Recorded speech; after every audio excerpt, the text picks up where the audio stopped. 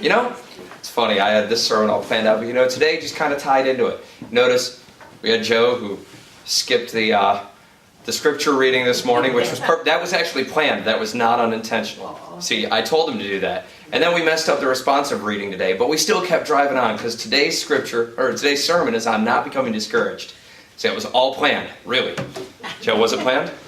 Yeah. Work with me. Yeah, good. I said, work with me, Joe. I'm trying to have your back here. But yeah, today's sermon is not becoming discouraged. I hadn't planned on doing a sermon this week, but one, I knew it was going to be a short sermon when I wrote it, so I decided, this is the perfect week because it's business meeting.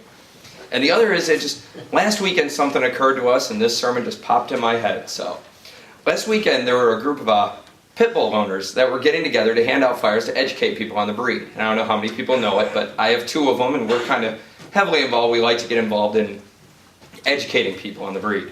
So, I've always wanted to become proactive in that.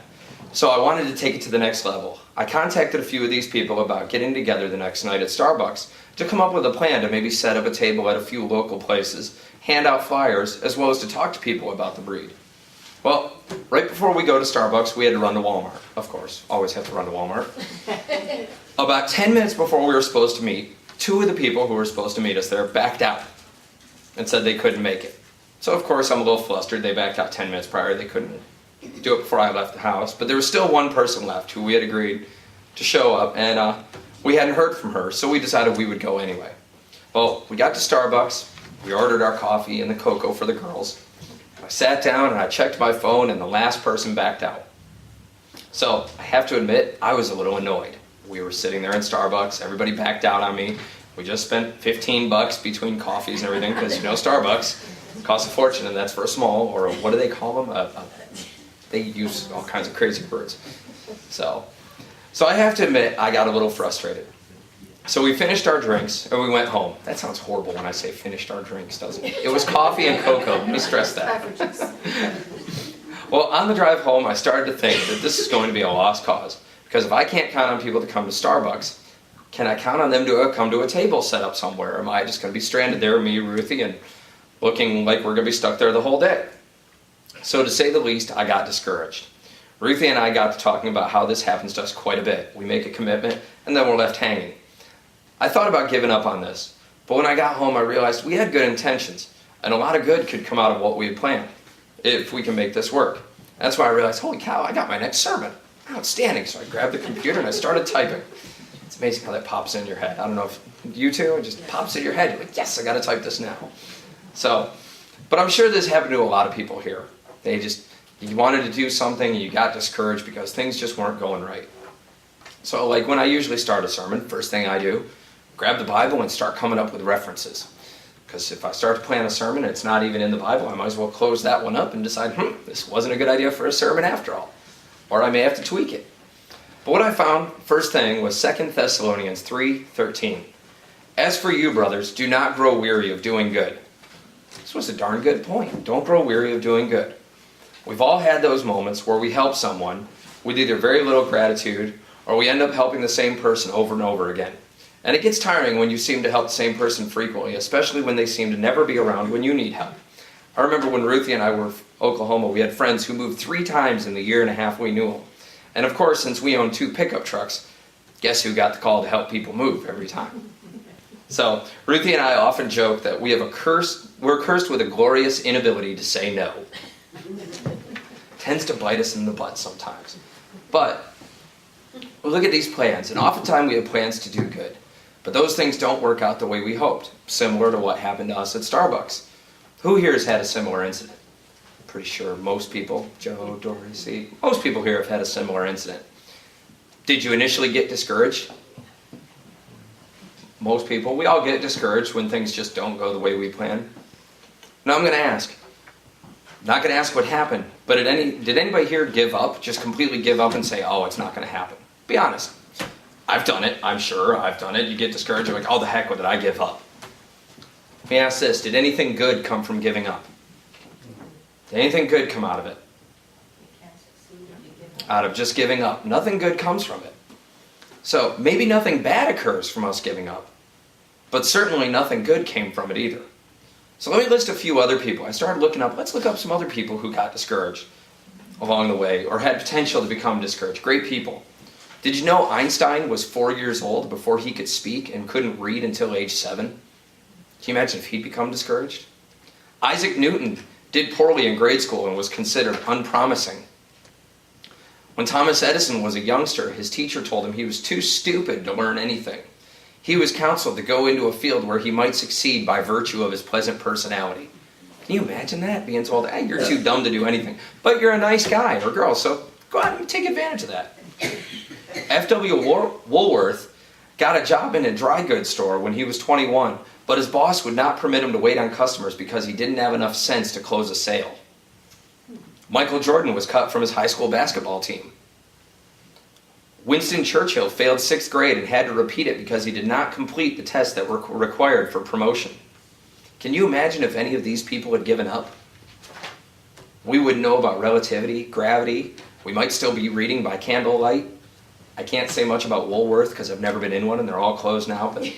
And I'm not going to ask who here because I'm not going to age anybody or ask any questions there that I don't want to offend anybody.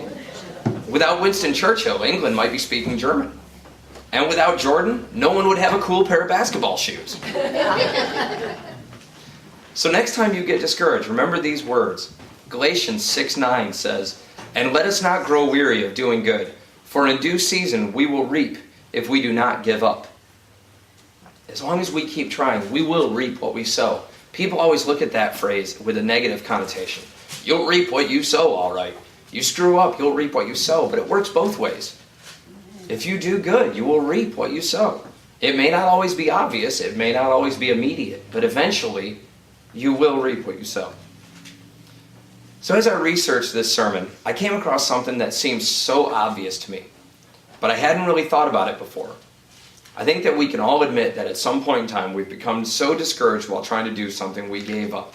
Perhaps we were let down by others, or the task ended up taking a lot longer than we expected, and we just weren't prepared to dedicate that amount of time to the task. I know that one I'm a victim of. I'm an impatient individual and I want to get something done now. If I can't get it done now, I don't want to do it.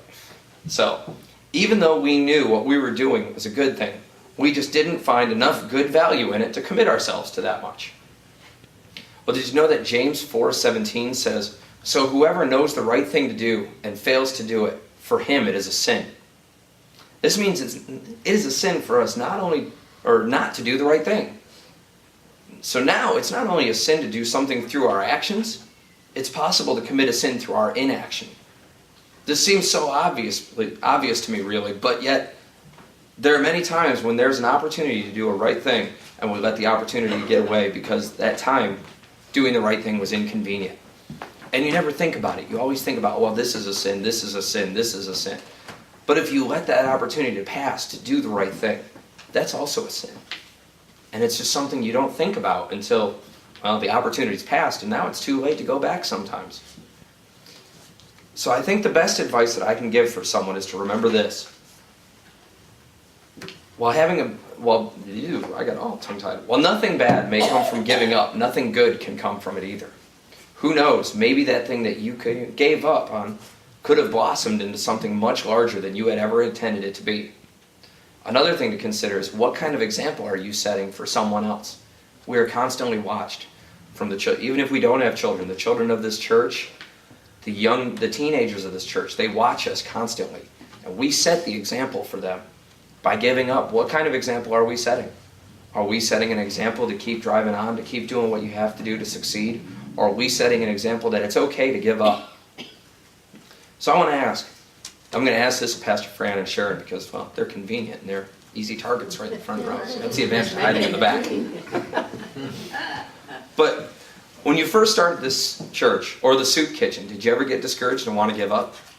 No. No? Was there any point along the way that you got discouraged and it just brought you down? Not helping. The benches, Fran. Well, the benches. Okay, there we go. Help me out The here. pews, yeah. Thank you. The pews, yeah. Thank you. Okay. You became discouraged about the pews. There we go. Okay. Not Now, the pews, but the trick getting them. okay, the trip getting. So, now, did you ever imagine the soup kitchen would become what it is today? Or this church is what it is today? Never could have imagined that it would blossom into what it is. It started off 1 day a week, I believe, the soup kitchen. 3. 3 days a Tuesday week. and Wednesday. And now it's 5 days a week. Over 55,000 meals. See, could anybody have imagined that it would turn into that? Now, can you imagine if they had given up at any point along the way? While, again, if they had given up, nothing bad may have come from it, but certainly the amount of good that that soup kitchen does, and this church does, would never have come to being if they had given up. And I'm sure there were speed bumps along the way, as there are in everything. I mean, these pews, I'm kind of glad I wasn't here to help lift these things. But at the same time, imagine if we didn't have these pews to fill, and we filled them pretty well. So, that's why I say nothing good can come from being discouraged. Nothing bad may come from quitting, but nothing good will either if we quit. So, it was kind of a lesson to me this week, and it kind of inspired me to write this sermon Sunday when I was ready to quit, and I decided, like I said, nothing good will come from it. At this time, I also want to thank those who have supported me up here. This has been a huge transition for me to go from sitting down there all the time. Dory just laughs. It blows her away, the change in me in the last, 15 years when I was dead set against the church and the amount of support I get. Sherry, who's not in here, every Sunday that I do a sermon, I get something on Facebook that night. Good job. Keep up the good work. And it seems so minor, but that little bit of encouragement helps. It helps a lot. And I want to say that it's made a huge difference in my life, and I can only hope that I can encourage others here, and that we can all encourage each other here when we become discouraged. Because when I hear the prayer requests in this church, there's a lot out there to become discouraged about. Everybody's struggling in their own way, and it can bring you down. It can bring you down a lot, but we all have to keep driving on. And like I said in the communion, it brings us together, and what brings us together keeps us stronger here. Keeps us stronger in our faith, keeps us stronger in service, keeps us stronger with helping each other. I don't know how many times I hear stories of people in this church coming to help each other. So I just want to say, don't let life get you discouraged and bring you down. Keep pushing. Something good will come of it. And also, like I promised, it would be a short sermon today because we have business meeting. So I volunteered for this Sunday.